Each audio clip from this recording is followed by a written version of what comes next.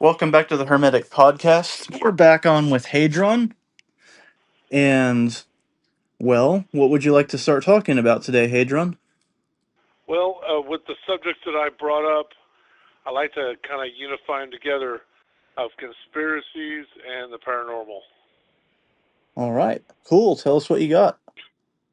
Well, so remember I was telling you all about those sites, different sites like Skinwalker Ranch, Sedona, Arizona, different ranches.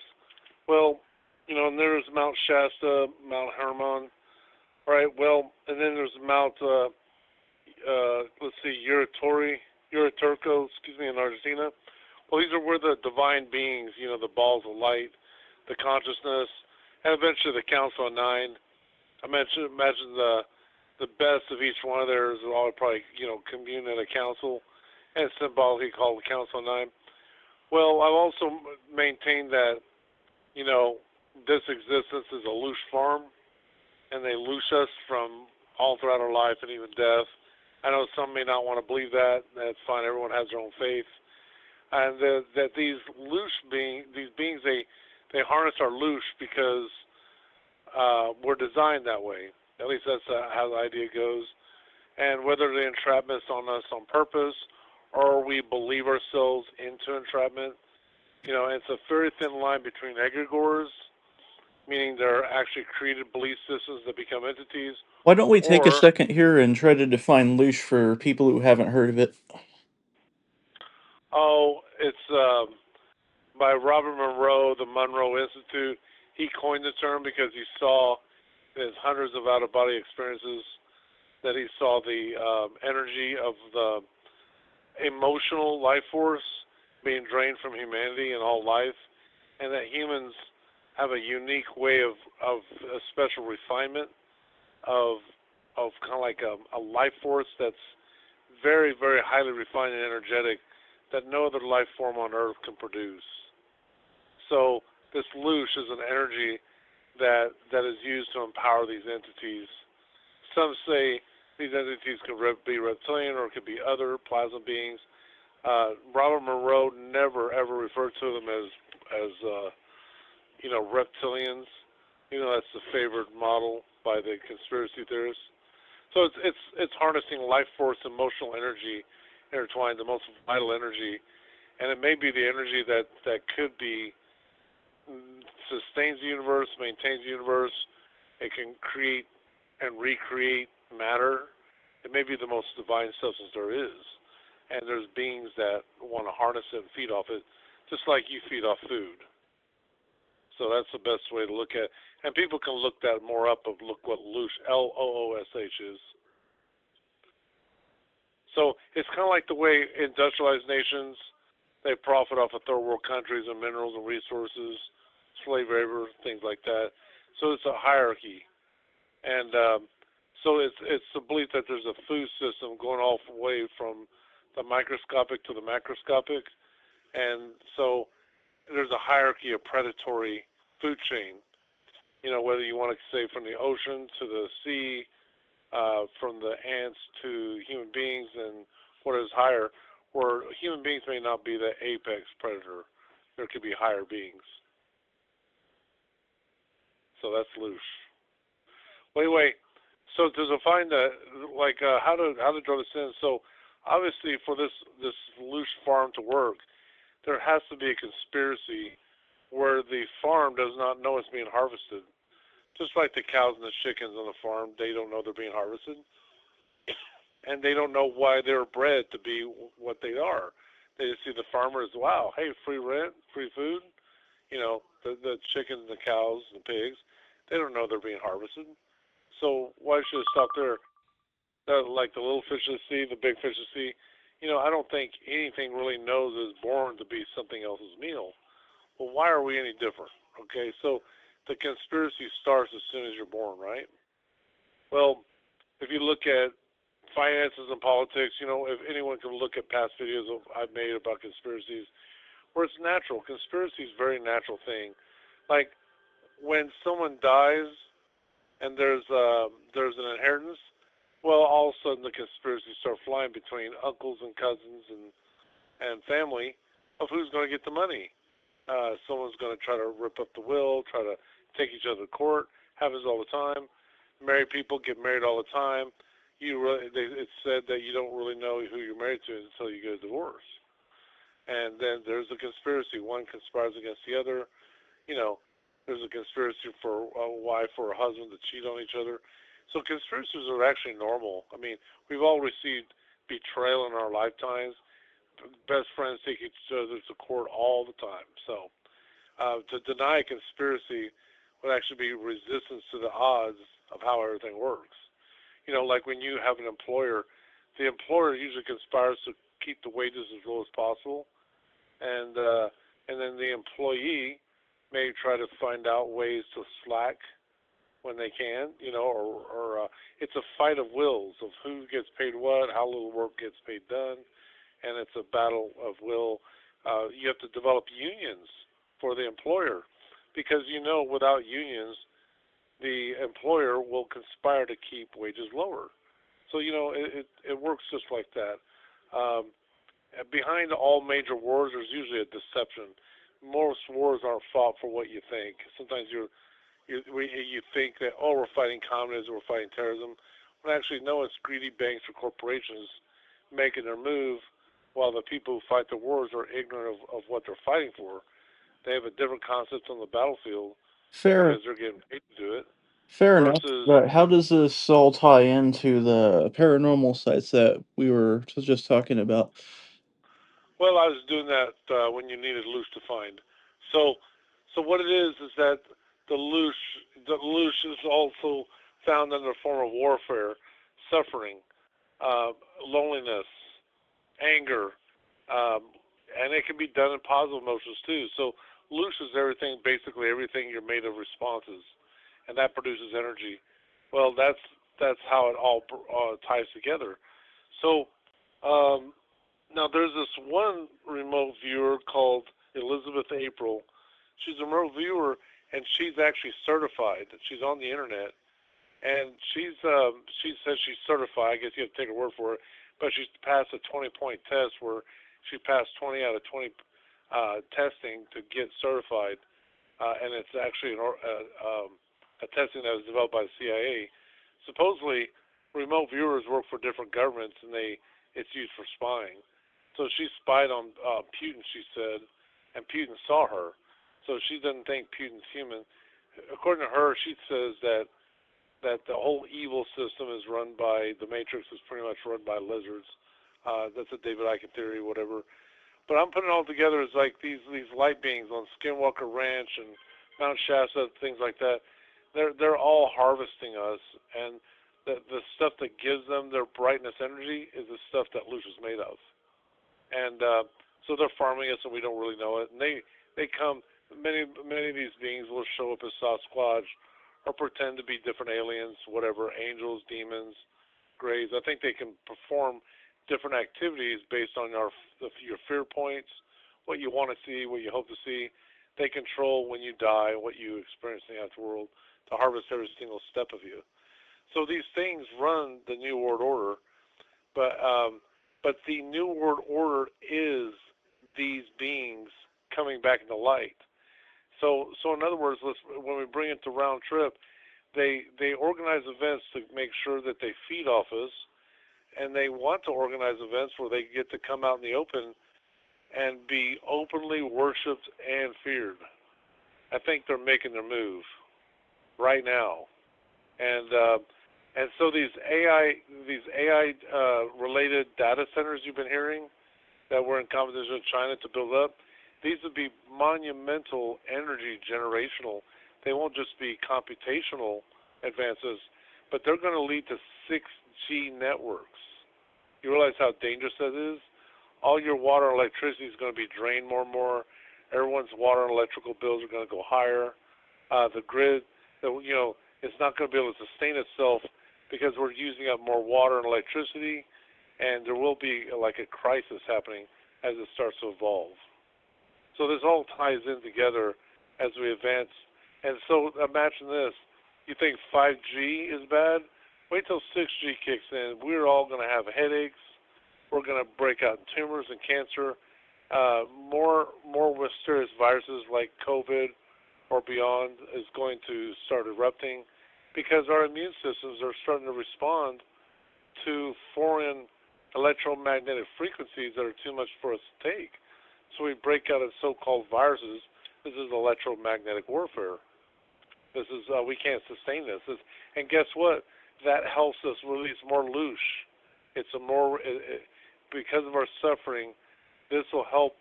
Really, we're being modified to actually produce more loosh. We're becoming an anxiety culture. That anxiety releases loosh. You see how the circular hell on earth is starting to evolve. It's that is a new world order for you.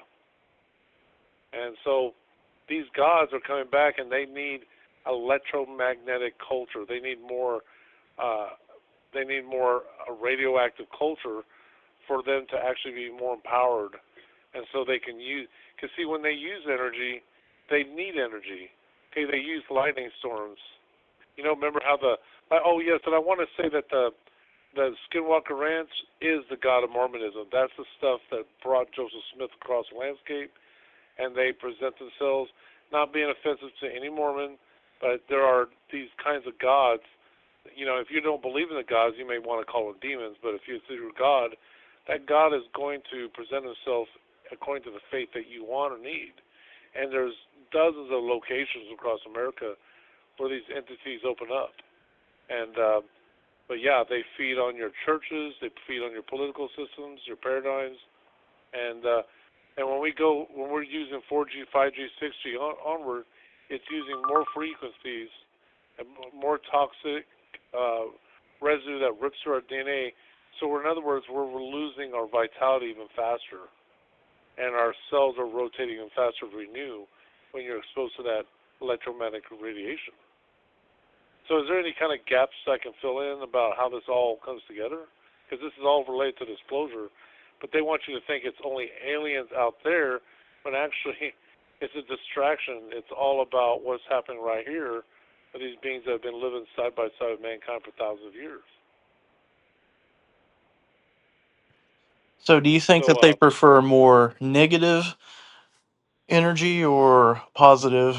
More, or how should I say this? Do you think that they prefer more suffering or people to be, feeling more pleasure? Which one do you think they prefer? Which one do you think is more efficient for them? I think some entities like negative, some entities like positive. So it's kind of like the good cop, bad cop. So the energies that like positive energies are the ones that hang around the churches. They may help create paradigms where we are the world, we are the children, all that. So there's entities that feed off your light, and there's entities that feed off your suffering. So it's kind of like you ask a human being, what's your favorite food? Well, you have to ask each entity, which is your favorite particular mode of absorption. And so I don't think every entity is exactly alike. Some will favor the negative, some the positive. It really wouldn't matter because we yield it all. Positive, negative, we leech it. We give it away. That's what our problem is. So, because it's like a vampire system. All your hopes, your tears, your wonderment, everything. They want to be loved and adored and feared all at the same time. They want our full spectrum of emotional output. So all of it's valuable, even love. Now, this doesn't mean you stop loving each other, whatever, but you're designed to leak it. That's why I talk about implosive concentration of vampiric energy. The reason why I became a vampire is so I don't lose my energy to the ridiculous system. And it's not being selfish. It's being wise. Why leak like everyone else when you can pull it in? And if humanity is going to give off the energy and release it to just anything and everything, I might as well absorb the energy and keep it with mankind. Because if I don't, guess what? These other loose beings will. So I think it's more like we need to start changing our energetic structure and start pulling in our energy if we're really going to make it, or else you're lost in boundaries of karma, recycle, or identity crisis, trying to figure out who you are from lifetime to lifetime, or whatever reality they want to squeeze you in next. I think you're very careful about your potential is very fragmented, and I just think it's a very dangerous thing. Some people may underestimate or not even want to believe it, but I think it's very consequential if you don't really look and pay attention how this all really evolves. Um, you are subject to your beliefs, but if you really think about it, at some point in your life, you have to understand why you can't control a lot of your outcomes. You may own a business, but then why did you have cancer? Why did you get in a car wreck? Well, some say it's random, but is it really? If you look at everything you're doing, you're always triggered to an emotional response, whether it's by traffic or the IRS, something on TV or the news, politically stimulated, where you hate Trump or you love Trump. There's always tensions. Going to war, making bills meet, whatever, the prices of gas, meats going up, everything's an emotional trigger. I don't think that's by mistake. So we're not really knowing how to hold on to our energy. That is the ultimate conspiracy right there. And one thing I wanted to say on Skinwalker's Ranch, people who have actually even only been there an hour or longer, they go home, the energy's fallen back. These entities on that place, on a lot of places, they can leave the place and come after you. So that's proof that they leech onto your energy. And so I just think it's a real simple concept. So we gotta now. If you look at also Mount Sinai, the original Mount Sinai they have assigned on the map. There has been orbs that have actually been pictured being there, like so-called lights, up there. So it kind of gives you a whole new view about how the God of the Bible, the God of Mormonism, it doesn't matter if it's the same God or different gods. These are all orb lights. They don't care what you believe, as long as you lend them your belief. They'll appear whatever angle you want to see, however you want to do it. They'll do whatever it takes to draw you in and keep you in. So I think, that's the real disclosure, and I think they really have us hostage. And so I think the governments know it. I think that secret societies know it, and they deal with it, and they compromise with them. And so one thing that this group, this upper council, they don't. It's not like they don't mind being figured out, but they don't want us to be able to figure out how to untangle from them. That's the key. The key is entanglement, and they will imitate our technology and match it. They weren't creating advanced saucers until we started creating, craft that was become more complex, and they start doing it. So they imitate us, and then they surpass us. And also, I'm going to go ahead and make the case here. I communed with the Council of Nine because I'm a member. I'm going to drop some unique knowledge on here. If you want to tap into it, you're on your land, produce 1.68 gigahertz, 1.618 gigahertz, and also magnetize the land. The magnetic gauze will probably be like 4, 5, 6, 10. You want to magnify it by like at least hundreds of times, like 500 times normal than your normal, and that will open up a gateway to these beings, or you will attract the lights, you will attract the paranormal. That's the key to make yourself haunted. And so that's what the one thing they've actually said to me personally. And so I do able to commune with them, and they talk to me. They are telepathic. It doesn't matter what their distance are, but I'm a member of them, and I can get information, and they don't mind me telling it. But the thing is, they're not going to give you the clues about how to escape their grip, but they don't mind you knowing as long as you don't panic. But if you do panic, what are you going to do about it? So they don't care if people don't believe it. Well, that means that you're just easier food for fodder there. So that's the reason why we get so caught up in big wars, is because these leaders have to do it to please these entities. If blood is not spilled in our hospitals, then blood will be spilled on our battlefields. These beings demand blood. They demand suffering. That's the reason why these wars are so out there. Like how can big clusters of human beings ever commit to such atrocities? Because the gods demand sacrifice. If you look at it, that's in their common field of all of our mythologies. Without sacrifice, they will call in.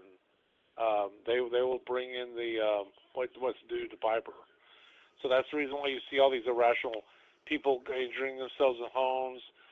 You get cut out of nowhere, deaths, everything. It's all designed that way. Wars, people worried about their money. Babies are born crying. So we're already emotional outbursts from our whole life. They need violence. They need struggle. That all produces loose. So is there anything else I can put in there? I've been No, told I can. I think that's been pretty descriptive so far. Yeah, I mean that's the reason why you can't escape what's happening. Why you see the sirens always on everywhere. The police are always arresting. The fires need to be put out. People have heart attacks. It's always around the clock. How come so many kids have cancer and leukemia? Why the hospitals are always full? Is because it's designed to suffer. And they say that there's this idea of that between good and bad. That's just a fake scenario. I know some people say, "Oh, I will follow the white hats." "Oh no, I'm going to follow the light." You got these do-gooders. They think they can do a difference. Well, the whole thing is that you may think you clear the room, you may think you pray yourself out. It reinforces your faith. But if you talk to the light workers, they're all unhealthy. They all face their medical bills. It doesn't matter what side you're on. I mean, I guess the beings, they have a respect that if you know how to make the right decision, but it doesn't really get you anywhere. I'm not saying you people need to do bad things, but it doesn't matter if you're good or bad. Just the more bad you are, the more karma you have to pay. But even if you're a good guy, you got to obligate your system, and so it really doesn't matter where your moral compass is. Yeah, I suggest have your compass lean a little bit more to the good, just for the sake of the betterment of your community. But in the end, I mean, they all have deathbeds where everyone massively suffers. Um, there's just a reason why we can't get past the grip of the way things are happening. Every time they promise you a new future, it never happens.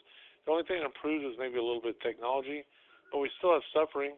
In fact, the lazier we become, the more medical problems we develop.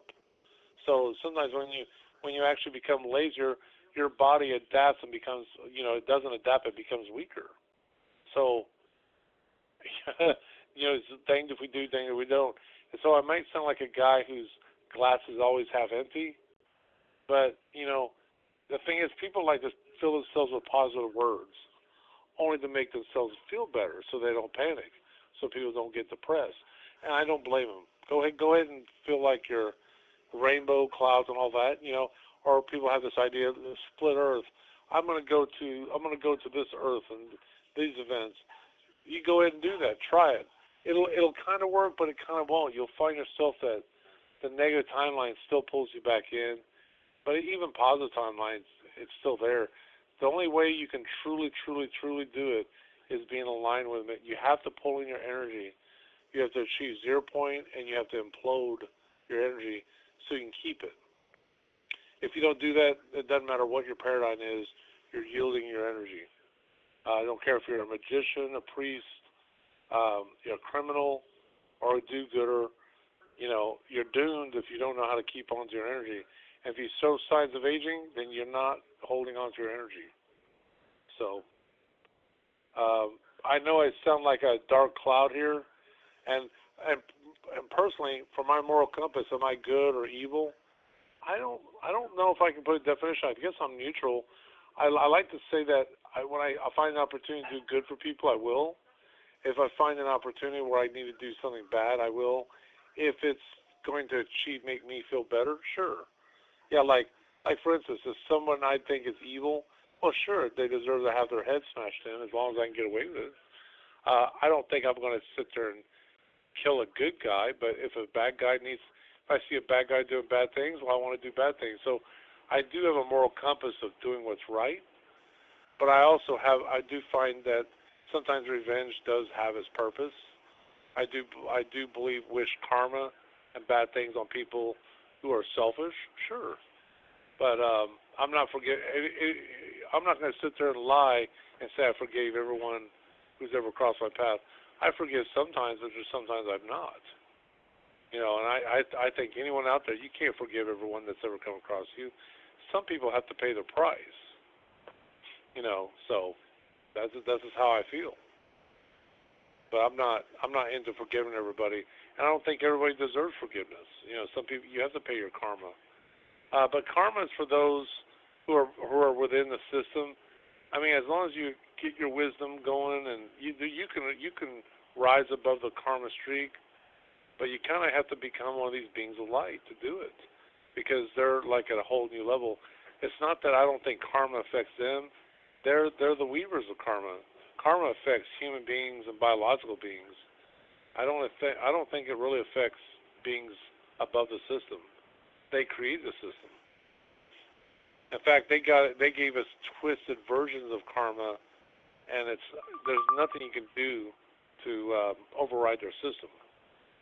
So, but anyway, some people think they can. More power to you. But you know, you're given an allotment of 80, 90, 100 years if you're lucky, and unless you can live 1,000 years, you're under their system. So what do you think about all that? Oh, some of it I agree with, some of it I disagree with, right? But yeah, Yeah. Well, there it's is like, minority, right? oh yeah. So, Honestly, though, no, I don't think that it's quite as hopeless as people like Sybil Leak make it out to be. Honestly, like all these beings thrive on the idea of you consenting to their system. Like, yeah, you can attack somebody without their consent, but that doesn't change the fact that you have some degree of responsibility over where you end up to, you know, whether you live forever or die, right? Like, you have some control over where your soul goes. And honestly, one of the best things, if you don't want to do the vampiric route, one of the best things you can do is follow the old tenet of the Stoics and even a lot of the, you know, more disciplined Buddhists. It's just the simple idea that through self control you gain freedom. So basically, through denying yourself, you gain freedom from things that would seek to feed off of your extremes.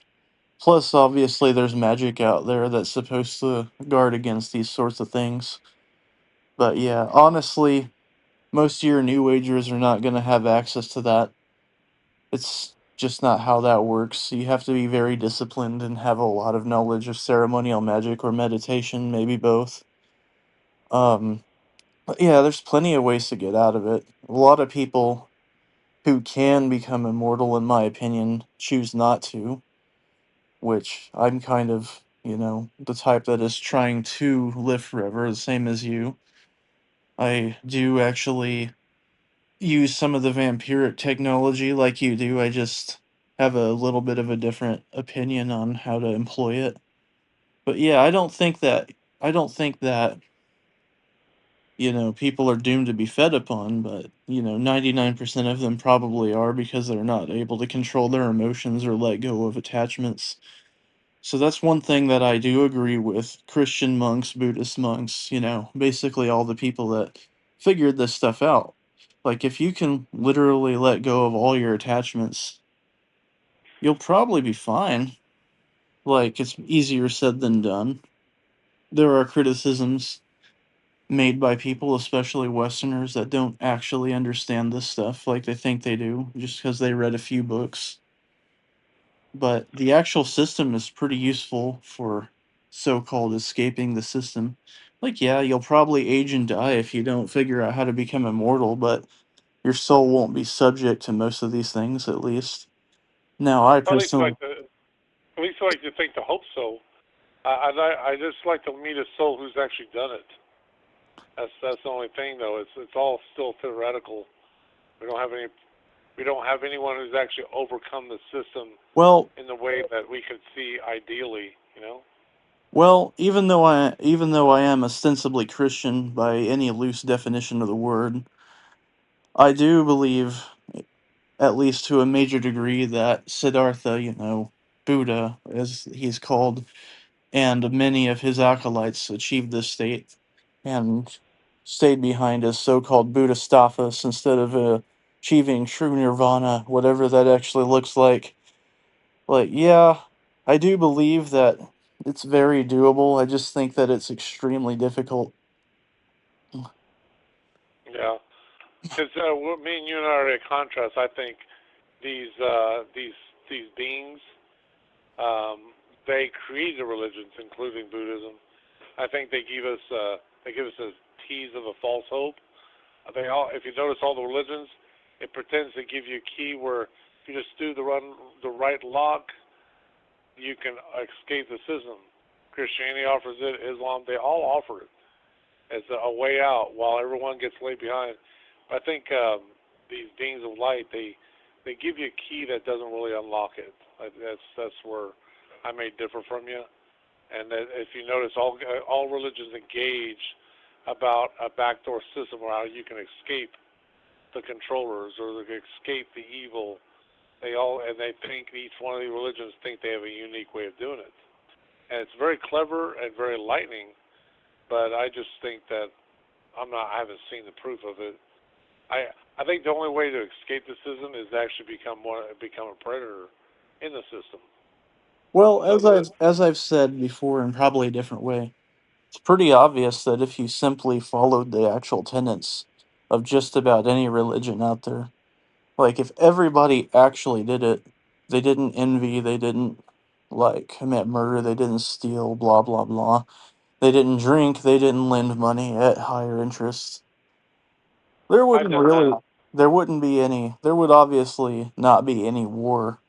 Like it's not but at the end of the day it's essentially impossible for most people to do this. So yeah, the method is there. It's not the system's fault that you failed. It's your fault because you failed to, maintain the standard. That's kind of how it gets you, right? Like it's not that big of a deal. But yeah, Yeah, I've been in realistically, a church. You've been in a church. I've been in a church. yeah. When you can sit there and drain their life force. Yeah, I've been high off in a church, just even being near church, because every time Sunday school is over, the best time to be near a church, even near a parking lot, is that same day. So people give off a lot of their psychic energy in a church, just hoping and praying that they're saved. And so I don't know. It's. I think a lot of what's said it makes it feel good, but the thing is, between feeling good and actually knowing that you just release a lot of loose to feel better, that's and see, a lot of these belief systems are also again, it's contributing to egregore energy. Mm. So so you see what I mean? That a lot of the so-called good it does, it actually creates a system. Your beliefs build a brick wall in the matrix that entraps. I think that's where the good. You've heard of that thing, the highway to hell is paved with good intentions, and that's Oh where yeah. I think that all this good belief is literally the fabric of what enables the controllers. They need the believers. They need the hopers, the prayers. That prayer is really valuable in looting. So I think it's just like seeing it from a different perspective. It's like if you're the predator, you see prayer as food. If you're the one that believes the good way out, you're going to see prayer as hope. But it's two sides of the same coin. I think that's why I just think it's an illusion. If you're a sheep, you're destined to be lamb meat. Period. I don't think there's a routine how a sheep can get out of being slaughtered. Mm-mm. But It's a matter of belief, I guess. Who can prove anything what we're saying? Honestly, something that I will say about most people's belief in God, most people really don't do it right, especially if they actually pay attention in the Orthodox or Catholic Church. Like, yeah, you have some feel good stuff, but ultimately that's not really what it's supposed to be about. It's a lot of self denial and purification of the self. You're not really supposed to be constantly praying for this or that. Like, yeah, there is a relationship being formed between you and, God, right? Ideally, it's actually the thing that created everything. But, Well, I know that when we talk about this, it can become personal and God, and starts to become like a religious talk in the end. But I won't want to trap us into into our conversation that. But the way I look at God is the head apex predator. I know that's still a rough look at people, but when I look at God, the supreme God, I look at it like consciousness, period, and it accepts this whole predatory system from the top to the bottom, well, and some of it at the top has got to absorb, be at the top of the pyramid of accepting energy. as I've said before, like, yeah, I agree that there are many predatory systems, and I've obviously participated in some of them, but it's not ontologically actually possible for the entire system to just be a predatory system. It's literally not. Like, it is literally a logical impossibility for something to be created out of nothing and then be a food source for the thing that created it. But Well, that's that's why I think the just. ether works. Like, for instance, if I want to call God tachyon energy, the Father, and then I look at ether as the Holy Spirit, the ether is constantly draining from us and then fueling us back, draining us, fueling us back. It's an ecosystem. And so I think when you look at religion, it's kind of like the farmer. Obviously, the farmer plants the seeds, which is us, so it produces something which feeds back the farmer. And why do you think God keeps demanding constant worship, constant worship? Hey, attention to me, attention to me, Yeah, sacrifice. that's a fine analogy, and I think that it works to a large degree on a local level, but it doesn't actually work on a cosmic level. It's just not actually logically possible, in my opinion. But I do think that there are predatory systems that are so large they might as well be what you're saying, but I don't think it's necessarily that way all the way up and down. Well, if you just look at the Old Testament, so a lot of people, the Western world likes to put that as a pinnacle God, whether you want to call it Allah, Yahweh, or whoever, Jesus in the Old Testament. It obviously demands stuff from us. I mean, that's the same kind of thing. Why would the Creator of the universe need people to sacrifice animals, oxen, and demand this and demand that and demand blood? Why? Well, that's where kind of like where I'm going is that is the system explained, and why if you look at all religions, the one kind of resonating message is sacrifice. Christianity dwells upon it more openly and plain than the other ones do, but sacrifice. The ancient world believe in sacrifice, and in fact, your eternal salvation is based on a sacrifice that's eternally functioning for you. So, and if that sacrifice didn't happen on the cross, then it's interesting that we have to be something's got to pay a ransom for us so we don't have to live out our own karma. So why would God demand constant payment? And so there's where they invented the doctrine. Christ and his blood does it for us eternally. Right? So not trying to get too religious, what I'm saying is, but why would a supreme God need to ask that kind of wager in order to forgive when he could just be a forgiving person anyway? You know what I'm saying? It's written into the fabric of how the loose system works. And so I'm not saying that Jesus did it, because if Jesus really died for our sins, why are we still dying for our sins? Why is there a Vietnam? Why is there a Iran war? Their theology claims one thing, but yet we see another in real life. I would argue Um, that that sacrifice wasn't to God, actually. It was more or less just a payment for a transgression, but, the theology is honestly, like, I know that we're good friends and everything, but the theology is honestly a lot deeper than either of us are making it out to be. Well, okay, but it's pretty plain. Speaking of conspiracies, every religion has a conspiracy. Look at Christianity. The conspiracy is blaming on the devil and his angels. You look Yeah. at Islam, Shaitan and Iblis and his jinn. You look at Buddha, the Mara, the god who creates desires or whatever. Uh, you know what I mean? If you look at the major religions, look at Gnosticism. Gnosticism blames it on Yaldabaoth and his archons. Mm. So it is saying every single religion is validated conspiracy theorist, and it goes back to my thing that everyone is a conspiracy theorist. They just never looked at it that way when they look at it. Obviously, that most belief systems are conspiracy theorist belief system. The capitalist blames it on the worker. The worker, as a communist, blames it on the capitalist. You see the full cycle. When it comes to relationships, men blame the women blame the men. So everyone's really conspiracy theorists if you really look at it plainly. All right. I'm gonna have to probably head out here pretty soon. But I will say one thing on this, like not just for Christianity, but for all religions. Ultimately, if you treat religion like, a lot of people treat it, it is going to probably feed some entity out there. But the core principles that are supposed to actually help you are actually those tenets of self-denial, of contemplation, of kenosis, as you would call it in, the Greek church. The idea is to not participate in this system of constant attachment and suffering. Like, yeah, you can claim this or that, but at the end of the day, it is your fault 100% if you don't succeed in doing it. Like, yeah, it is difficult, but it is also your fault if you fail. That is one thing that I maintain 100%. No matter what happens to you, no matter how bad things get or how good things get, you always have a chance to become better and better at self contemplation, self discipline, at even controlling your reality, at developing your divinity, getting closer to God, what have you.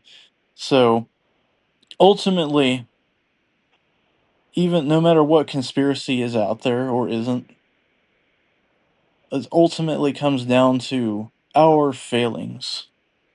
Like, yeah, we can complain about these systems if we want to. That's fine. It's probably valid to some degree. But at the end of the day, yes, it's our fault 100%. We need to take accountability for our actions. We need to be better and we need to improve ourselves. If you don't improve yourself, well, I don't know what to tell you.